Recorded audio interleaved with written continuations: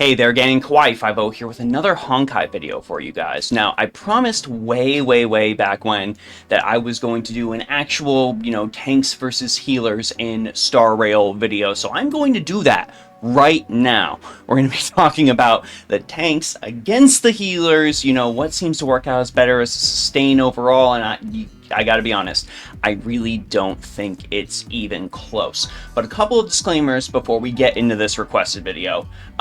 Number one, Honkai Star Rail is a gacha game, and what that means at the jump is that not everyone is going to have absolutely every single character available to them, and that is entirely fine. That is just something you need to keep in mind. Some of these things I may be talking about when I talk about some of the top 2 tanks versus the top 2 healers, you may not have any of these characters and you may just be working with what you've got.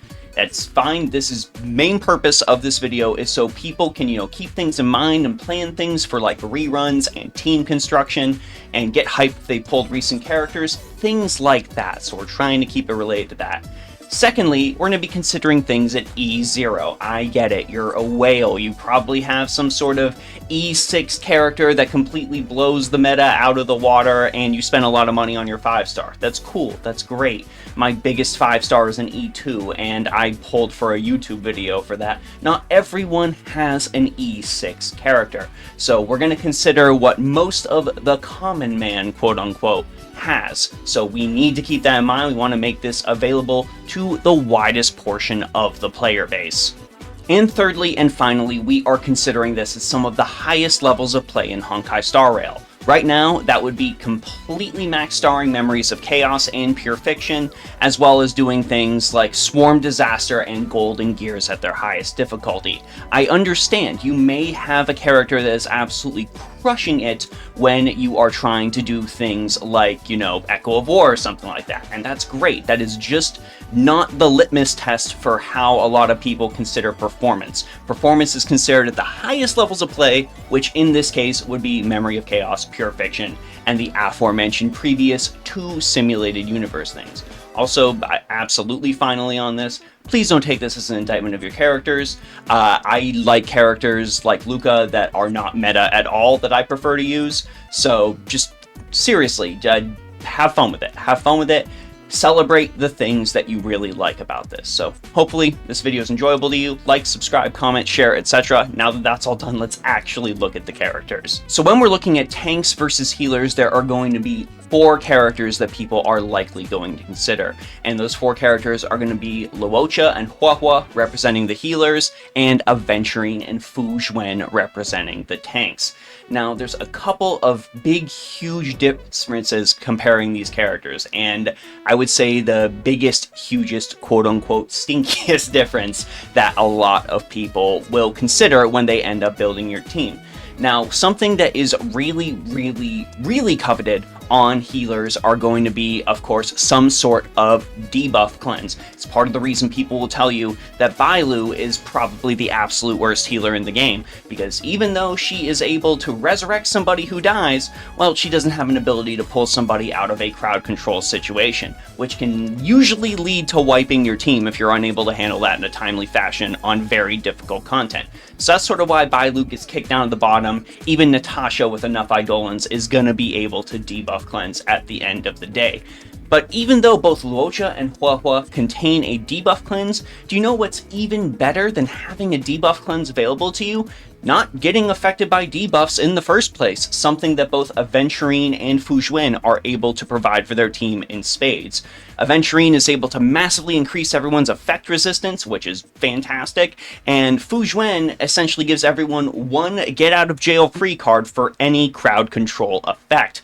Not being able to be afflicted by any sort of crowd control, not having to waste time cleansing that off of your characters, means that you're going to have more time to deal more damage, and when you're dealing that more damage, odds are you're going to break that enemy, which gives them their own form of a crowd control effect, leading to even more time for you to deal even more damage, and maybe not even have to worry about that, because you just said no when that enemy tried to crowd control you. There's another concept that's intrinsically built into Aventurine and Gepard, more so than Fuzhuan, that ends up pushing them a little further above the healers as well.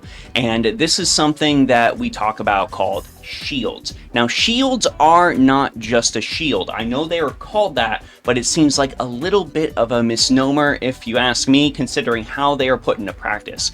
Considering how much you can stack shields and keep stacking them, both in Memory of Chaos and in Simulated Universe, shields end up amounting to what is sort of like an overheal. So you're able to heal for an amount of each character's HP, and that is very, very strong. Crazily strong. So much so that, you know, you'll end up hitting up on levels where enemies will hit you and they won't even be able to break through the shield. And since these shields do not have any sort of caveat where the shield needs to be depleted before you can go ahead and apply it again, this means you can just continually keep re-upping those shields. If your character ends up taking a little bit of damage, at the end of the day, that's fine. You can still go ahead and re-up that shield even if it was broken through, and what do you know, your character already has another portion of their health bar that's completely and utterly untouchable. With the way shields function in Star Rail, you can essentially consider that a second health bar on top of your own health bar that has to be drained first. And that is what's so good about shields in Star Rail. Sure, you can have a healer, and you can go ahead and have your healer go and clear a sort of debuff on somebody. That is great, but if that debuff ends up getting cleared when your character only has like a little bit of HP missing, you're not getting HP back above that. Essentially, your healer was just basically used as the cleanse. What is infinitely better than, you know, having to waste a heal and a skill point on somebody when you end up knowing that you're just doing it to debuff cleanse? Not getting the cleanse in the first place, and just using your shields in order to increase everyone's HP in general. This is part of the reason why I consider Aventurine the absolute best tank in the game. But it even goes further beyond that, because if your allies' shields are fine, and you know that you don't need to go ahead and up those shields again, what does that mean? Well, that means you end up being skill point positive, and you can just use your basic attack on your tank, on your sustain, and end up using those skill points for things like upping your support's overall buffs onto your team, or using the powerful damage dealing skills from the rest of your cast. And you know, before you go ahead and like yell at me and stuff like that, I get it. I get that Hua as well as Luocha offer a little bit of crowd control resistance to the team. Well, in Luocha's case, it's 70%, but that is still not nearly as good as what I said previously, being able to either completely negate a crowd control effect or up your effect resistance so high that it is essentially the same as negating a crowd control effect. Just wanted to go ahead and include that really quick before somebody yelled at me in the comments, because you were going to. I know. And gang, I've looked through all of the sustains, every single one, and there is something that is universal across every single healer in the game that does not apply to Fuxuan and Aventurine, and that is the fact that they do not provide any sort of increase to critical rate or critical damage. And the four most powerful damage dealers in the game right now are going to be Dr. Ratio, who everyone got for free, that by extension puts him up into the top, Jinglu, Dan Heng, and of course, Acheron. Every single one of these characters wants to crit more and deal even more critical damage. Fuxuan provides a blanket buff that is going to make that happen. Aventurine's ultimate picks one particular enemy and says, you take more critical damage. He is absolutely going to make that happen. So even by that virtue, both of these tanky defensive characters end up acting as sort of a pseudo-supporter in a way. And let me tell you, yes, I know, Hua offers energy. Hua offers attack. Luocha can also end up offering attack. But what ends up mattering more than anything else in really high levels of difficult content is that critical damage. If you're tackling this difficult content, you are hitting your crit rate goals, you are hitting your critical damage goals. So you are going to want to go ahead and maximize that. And what is better than having one support? Having 1.5 supports. And that is what Aventurine and Fuxuan both end up being. Now don't get me wrong, this is not an indictment on any of these characters. I love Hua Hua, I think she's great. Her event was absolutely incredible.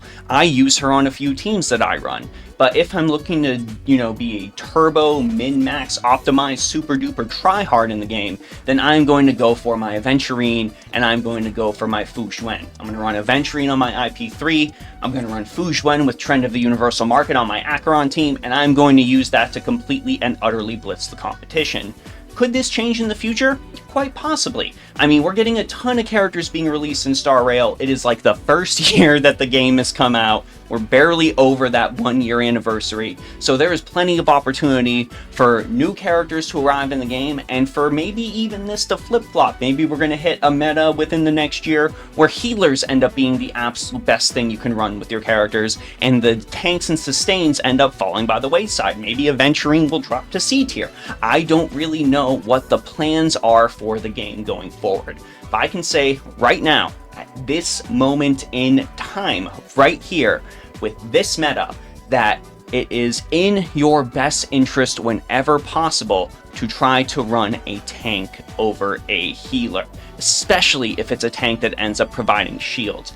I would even hazard to say for some players there may be instances where you would want to run Japard over a healer. I get he's not nearly as good as the likes of Aventurine, but he's still able to offer those shields. He's still able to fit into the entire discussion we had about shields being an overheal. He's able to go ahead and resurrect himself if you're directing all the attacks to him. If he's just unable to take the damage, he is still able to provide that. I think Japard deserves a little bit more love than he's currently being given right now. I think he's an absolute great option. I just think a lot of us need to fall more into and realize the absolute power of the shield, the preservation meta. I think the preservation meta is here to stay for a little while now, and I'm excited. I'm excited in general to just see if Star Rail ends up actually shaking things up. That's what I want to see. Shake things up. Do things different in your game. I don't expect Boot Hill to be that big shaker-upper, but maybe someone else in the future will do that for us. Anyways, gang, I hope you ended up liking the video. I tried to condense my thoughts, but in explaining this, videos tend to run a little bit longer. So I hope you're still here watching to the end. If you are, I really, really do appreciate it. That is the kind of thing I really enjoy to see. Let me know your thoughts down in the comment section below. Check out the Discord, the Patreon, the Ko-fi. Huge thanks to everyone across all of those platforms for all their support. Huge thanks to Hoyo for making a game I actually enjoy to the point where I want to actively cover it on my channel. There's not many games that make me want to make content for them, but Star Rail has clearly provided that. I've had a piece of lint on my shirt all video. Gosh. Anyways, gang, that's it for me, Kawaii50. I hope you all have a phenomenal day, and I will see you all in the next one. Take care, and bye-bye.